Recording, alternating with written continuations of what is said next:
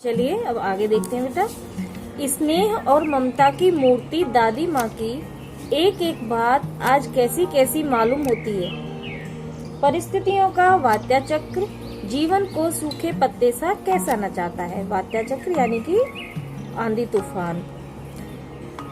हमारे जीवन में जो परिस्थितियां होती हैं उसके अनुसार ही व्यक्ति कार्य करता है। जीवन को सूखे पत्ते सा यानी यहाँ पर रूप दिया गया है जीवन को एक सूखे पत्ते जैसा। इसे दादी माँ खूब जानती थी। दादा की मृत्यु के बाद से ही वे बहुत उदास रहती। संसार उन्हें धोखे की टट्टी मालूम होता।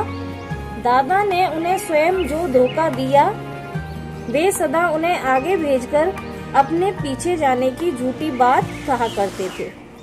दादा की मृत्यु के बाद कुकुरमुत्ते की तरह बढ़ने वाले मुंह में राम बगल में छुरी वाले दोस्तों की शुभ चिंता ने स्थिति और भी डामाडोल कर दी। मुंह में राम बगल में छुरी का अर्थ है बेटा जो सामने तो अच्छाई का दिखावा करते हैं, आपका भला बनने वाले होते हैं, भला करने वाले, और पीठ पीछे जो आपकी बुराई करते हैं यानी बुरा चाहते हैं। दादा के श्राद्ध में दादी माँ के मना करने पर भी पिताजी ने जो अतुल संपत्ति व्यय की, व्यय अर्थात खर्चा की, वह घर की तो थी नहीं। अर्थात उन्होंने कर्जा लेकर दादी माँ के मना करने पर भी दादाजी के श्राद्ध पर लेखक के पिताजी ने कर्जा लेकर बहुत खर्चा कर दिया। दादी माँ अक्सर उदास रहा करती। माँ के दिन थे, कड़ाके का जाड़ा पड़ रहा था, कछुआ का सन्नाटा और पाले की शीत हड्डियों में घुसी पड़ती। शाम को मैंने देखा दादी माँ गीली रोटी पहने कोने वाले घर में एक संदूक पर दिया जलाए हाथ जोड़कर बैठी है। उनकी स्नेह कातर आंखों में मैंने आंसू कभी नहीं देखे थे। मैं बहुत देर तक मन मारे उनके पास बैठा रहा। उन्होंने आंखें खोली। दादी माँ, मैंने धीरे से कहा, क्या है रे, तू यहाँ क्यों बैठा है? दादी माँ, एक बात पूछूं, बताओगी ना? मैंने उनकी स्नेहपूर्ण आंखों की ओर देखा। क्या है, पूछ। तुम रोती थी। दादी माँ मुस्कुराई। पागल, तूने अभी खाना भी नहीं खाया ना? चल चल, धोती तो बदल लो। दादी माँ, मैंने कहा, मुझे सर्दी गर्मी नहीं लगती बेटा। वे मुझे खींचती रसोई में ले गई। सुबह मैंने देखा चारपाई पर बैठे पिताजी और किशन भैया मन मारे कुछ सोच रहे हैं। दूसरा चारा ही क्या है, बाबू बोले। रुपया कोई देता नहीं, कितने के तो अभी पिछले भी बाकी हैं। वे रोने रोने से हो गए। अर्थात इसमें लेखक के पिताजी बहुत परेशान थे क्योंकि वो पैसों की कोई व्यवस्था नहीं कर पाए।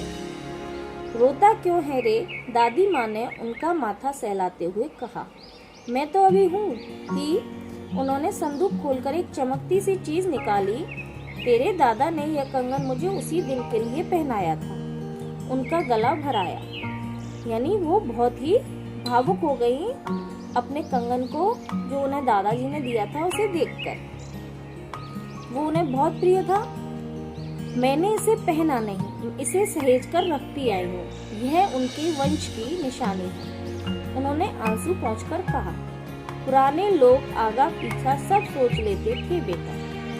दादी माँ को अपना कंगन बहुत प्यारा था और वो उनकी दादाजी ने, लेखक के दादाजी ने उन्हें दिया था, लेकिन फिर भी मुसीबत के समय उन्होंने अपना वो कंगन लेखक के पिताजी को दे दिया। सचमुच मुझे दादी माँ शापभ्रष्ट देवी सी लगी। धुंधली छाया विलीन हो गई। मैंने देखा दिन काफी चढ़ाया है। पास के लंबे खजूर के पेड़ से उड़कर एक कौवा अपनी घिनौनी काली आंखें फैलाकर मेरी खिड़की पर बैठ गया। हाथ में अब भी किशन भैया का पत्र कांप रहा है। काली चींटियों सी कतारें धूमिल हो रही हैं। आंखों पर विश्वास नहीं होता। मन बार बार अपने से ही पूछ बैठता है, क्या सचमुच दादी माँ नहीं रही?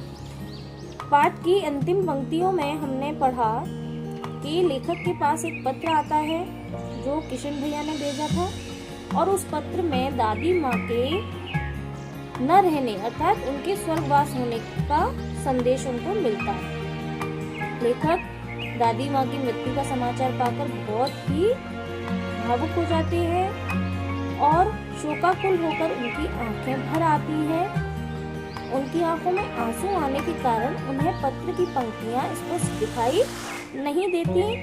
यहाँ पर तुलना की गई है चींटियों सी कतारें, यानी कि जो लिखावट थी, जो लेखनी थी, वो उन्हें चींटियों जैसी दिखाई देने लगी, यानी स्पष्ट दिखाई नहीं दे रही। तो बेटा ये हमारा पाठ पूरा हुआ। आपको बहुत अच्छा लगा होगा, क्योंकि पाठ पढ़ते हुए सभी को अपनी दादी माँ का स्मरण भी हुआ होगा।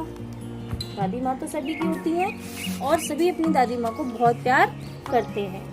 दादी माँ यह शब्द सुनते ही सभी के चेहरे पर एक मुस्कान आ ही जाती है, क्योंकि यह हमारे जीवन का वह अनमोल रिश्ता है जिससे हमें भरपूर स्नेह मिलता है और उसके साथ साथ उचित मार्गदर्शन, एक अच्छी परवरिश और उचित देखभाल भी मिलती है।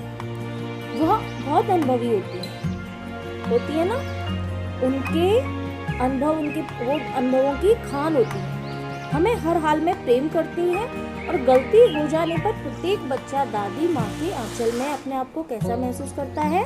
सुरक्षित महसूस करता है। इसीलिए हमें अपनी दादी माँ का बहुत सम्मान करना चाहिए और उनकी बातों को ध्यान से सुनना चाहिए। पाठ के शब्द अर्थ देखते हैं। विचित्र अर्थात अजीब या अनोखा, विसूचिका हैजा, वात्या चक्र आंधी तूफान, भंडाफोड़ पर्दाफाश, कुकुर मुत्ते की तरह भरना यानी बहुत तेजी से फड़ना, लवंग लौंग, ज्वर बुखार, अभयदान माफी मिलना, भय से मुक्ति मिलना।